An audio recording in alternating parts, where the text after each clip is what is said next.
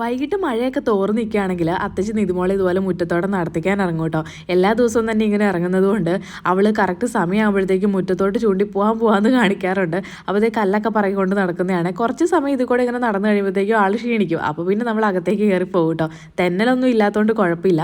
അപ്പോൾ ഇന്ന് നമ്മൾ വൈകിട്ട് കപ്പയും അതുപോലെ തന്നെ കടലയും കൂടെ പുഴുങ്ങാമെന്ന് വിചാരിച്ചു. ആദ്യം തന്നെ നമ്മൾ കടല വേവിച്ച് മാറ്റി വെച്ചിട്ടുണ്ടായിരുന്നു. പിന്നെ കപ്പയാണെങ്കിൽ ആവശ്യത്തിന് മഞ്ഞപ്പൊടി ഉപ്പും വെള്ളം കൂടി ചേർത്ത് വേവിക്കാൻ വെച്ചിട്ടുണ്ട് കേട്ടോ. അത് വെന്ത് കഴിഞ്ഞപ്പോഴേക്കും നമ്മൾ കടല അതിലേക്ക് ഇട്ടിട്ടുണ്ട്. പിന്നെ ഒരു ചീനിച്ചട്ടി വെച്ചു, എണ്ണ ഒഴിച്ചു കൊടുത്തു, കടുക് പൊട്ടിച്ചു, കറിവേപ്പില ഇട്ടു, കുറച്ച് മുളക് പൊടിയും കുറച്ച് മസാലപ്പൊടിയും കൂടി ഇട്ടു കേട്ടോ. എന്നിട്ട് അത് നമ്മൾ ഈ ഒരു കപ്പയിലേക്കും കടലയിലേക്കും ഒഴിച്ചു കൊടുക്കുകയാണ്. അതിനുശേഷം നന്നായിട്ടൊന്ന് മിക്സ് ചെയ്യുക കേട്ടോ. അപ്പോൾ ഇത് നമ്മുടെ കപ്പയും കടലയും കൂടി റെഡി ആയിട്ടുണ്ട്. ഈ ഉണക്ക കപ്പയുടെ കൂടെയും കടലയിട്ട് പുഴുങ്ങുന്നത് എനിക്ക് ഭയങ്കര ഇഷ്ടമാണ് കേട്ടോ. നല്ല ടേസ്റ്റാണ്. എനിക്ക് തോന്നുന്നു ഇതിനെക്കാട്ടിലും കുറച്ചുകൂടി നല്ലത് ഉണക്കപ്പയുടെ കൂടെ പുഴുങ്ങുന്നതെന്നാണ് തോന്നുന്നത്. അപ്പോൾ ഇത് നമ്മൾ എല്ലാവരും കൂടി ഒരുമിച്ചിരുന്ന് കഴിക്കാൻ കേട്ടോ.